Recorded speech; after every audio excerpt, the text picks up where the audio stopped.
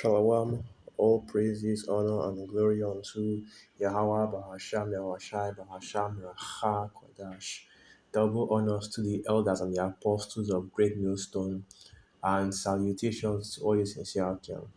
And now I'm going to go into, since right now it's February the 14th, 2022, at the time of this video being uploaded, it will be February the 14th, 2022, which is going into Valentine's Day, another wicked high holy day that is celebrated in this kingdom. And this is what this high holy day goes back to, Lupercalia, because Valentine's Day is actually a Christian holiday, and I know that, if you go into the details of Valentine's Day and what it's about, you'd actually be wondering how, this could be a so-called quote-unquote Christian holiday, since these wacky-tacky Christians, these plantation Christians always claim to follow the Bible and claim to be, followers of what's written up in the scriptures and the God of the Bible and the like.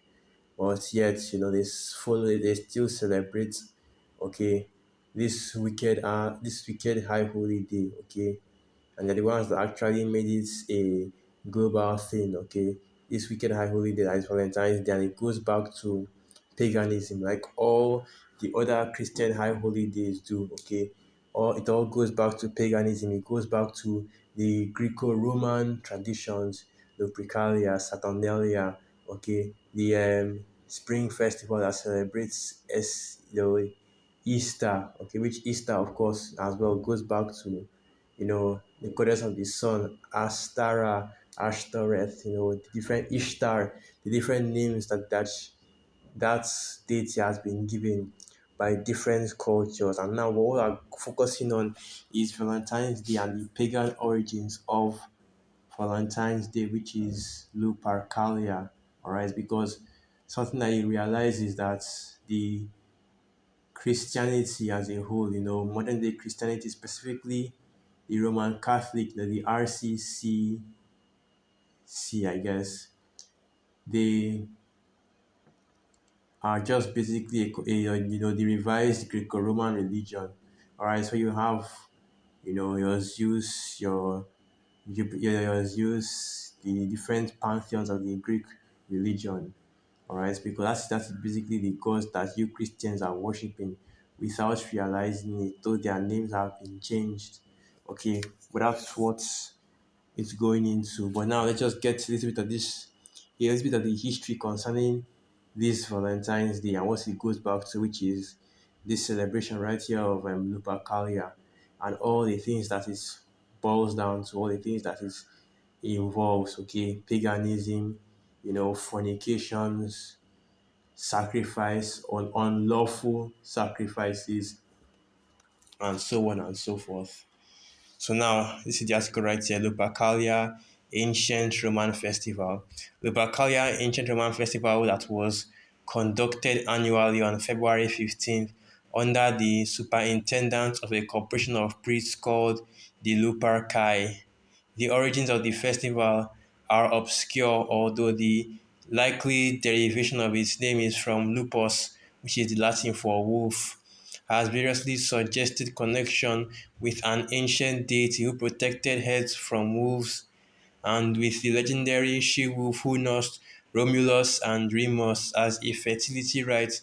The festival is also associated with the god Faunus, and basically what the Lupercalia is a double celebration. You're celebrating the founding of the Greek, nation, okay, which of course, when we're talking about the Greek nation, we're talking about Javan, Japheth, okay, because you go back to the history, Romulus and Remus, they weren't so-called red people. They weren't Edomites, okay, they were Japhites, dark-skinned people, and they were the ones that they are the true founders of the Greek, okay, of basically of Greece, because originally Greece was ruled by the Japhites until Alexander the Idumean came over and ruled, or rather took over their their land and took over their nationality and claimed their nationality for him and his people, which is what these Edomites do.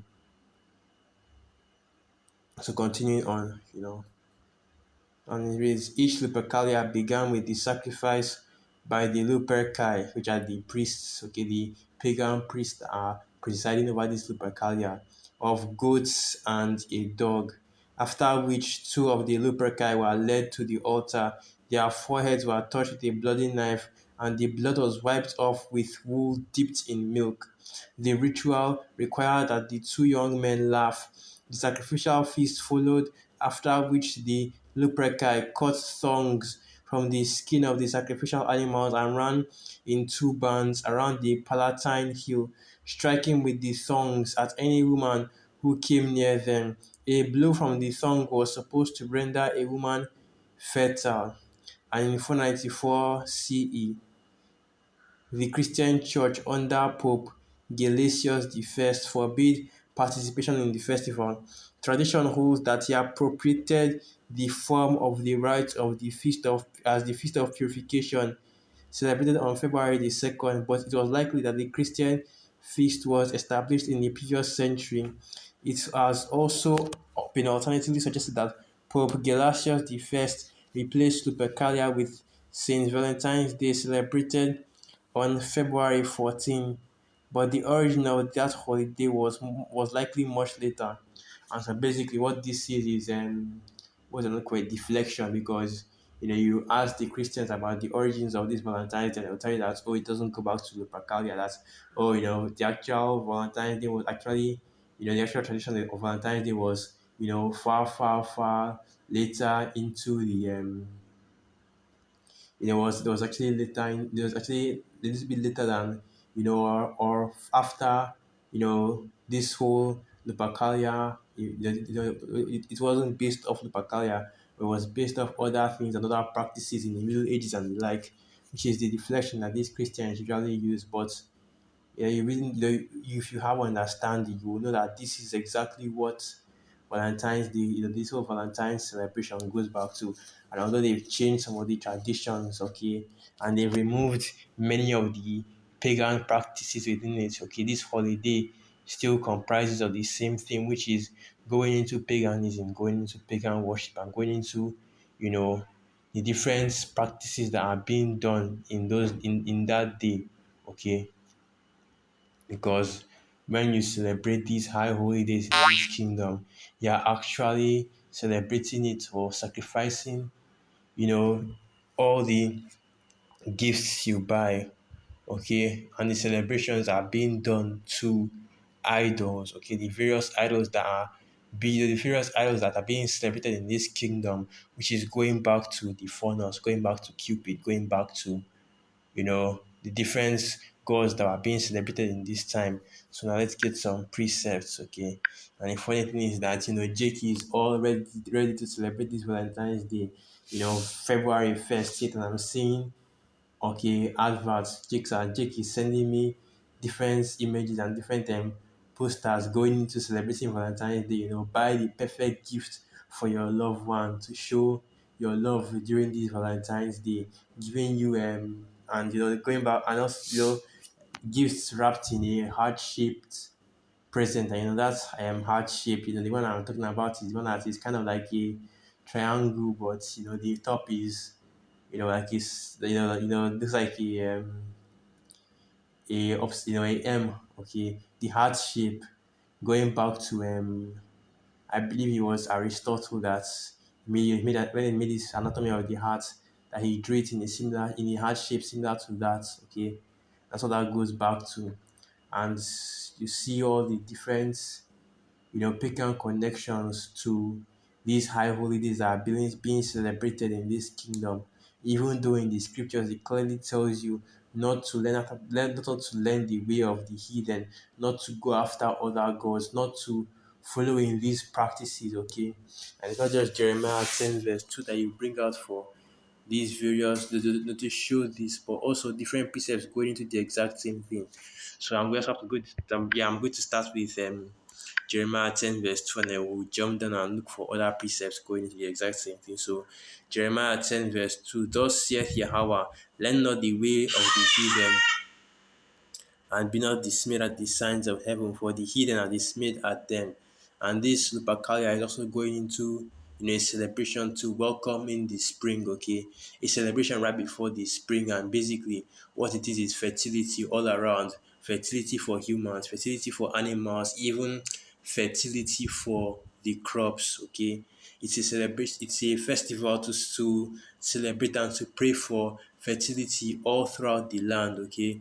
That's why you had these animal sacrifices and the animal skin being made into whips, and these women being flogged by it, believing that it will give them fertility. But it's not whips and pagan gods that bring fertility, but it's Yahweh Hashem Yahushai. Okay.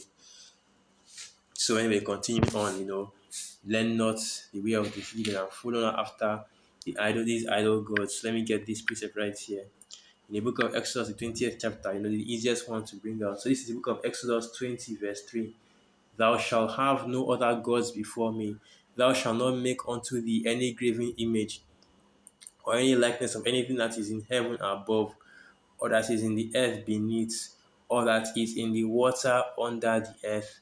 Thou shalt not bow down thyself to them, nor serve them, for I, Yahweh thy power, am a jealous power, visiting the iniquity of the fathers upon the children, unto the third and the fourth generation of them that hate me, and showing mercy unto the thousands of them that love me and keep my commandments. That's right. So this message right here, this lesson right here is only being done for the Israelites here, because like I always say, we don't give a damn what you heathen do. If you want to worship this high holy day, you are free to. But as an Israelite, you are held to a higher standard, and you should not be involved in the wickedness of this world, including these holidays, man, including these celebrations, okay? And that doesn't mean that, you that just simply means you don't involve yourself with these celebrations, okay? you know. But anyway, continuing on, let me get some more precepts going into this. And we're not supposed to be following after the ways of the heathen or even the ways of the nations that are round about us. And that's another precept right there. When we were in the Holy Land, the Most High gave us that commandment as well, that we should only follow Him and not follow the ways of the nations that are around us. Okay, let me see if I can get that.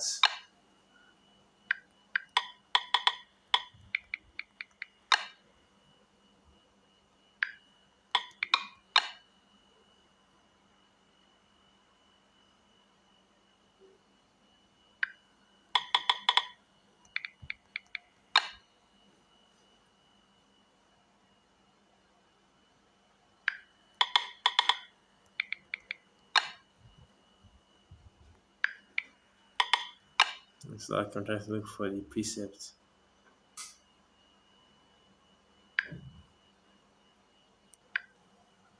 Okay, let me go to it. Okay, Deuteronomy 12. So this is the book of Deuteronomy 12, verse 29, and it reads, When Yahweh thy power shall cut off the nations from before thee, whither thou goest to possess them, and thou succeedest them and dwellest in their land. Take heed to thyself that thou be not snared by following them after that they be destroyed from before thee, and that thou inquire not after their gods, saying, How did these nations serve their gods? Even so will I do likewise. And the main point being that we should not be tempted, okay, after the ways of these heathen around about us, the ways of the heathen in worshiping and in celebrating these different wicked high holy days, because we are, separate, okay, peculiar people unto Yahweh Hashem Yahushai, and we should not be going after these ways, okay. So now this is the book of Leviticus 18, verse 1. And Yahweh speak unto Moses, saying, Speak unto the children of Israel, and say unto them, I am Yahweh your power. After the doings of the land of Egypt, wherein ye dwelt, shall ye not do. And after the doings of the land of Canaan, whither I bring you, shall ye not do. Neither shall ye walk in their ordinances. So it's been established now that as Israelites, you so called Negroes, Latinos, and Native American Indians should not be following after any of the ways of these pagans, or even going after any or celebrating any high holy days or anything in this kingdom that goes back to idol gods, okay, but only be celebrating and be following the ways of Yahweh Hashem Yahushai as Israelites, because the Most High is our heritage, and that is our culture right there. Okay, so we're not going after learning the ways of the heathen, celebrating the high holy days of the heathen, and joining them in their wicked feast days. Okay, so that's just briefly going into the whole Lupercalia and Valentine's Day. Now since we are in that season, so with that, through the Spirit, I hope you Akim and you Akwas are edified. All praises, glory, and honor unto Yahweh. Ba'asham Yawashai, Ba'asham Racha Kwadash, Wa Abad Babal, Shalawam.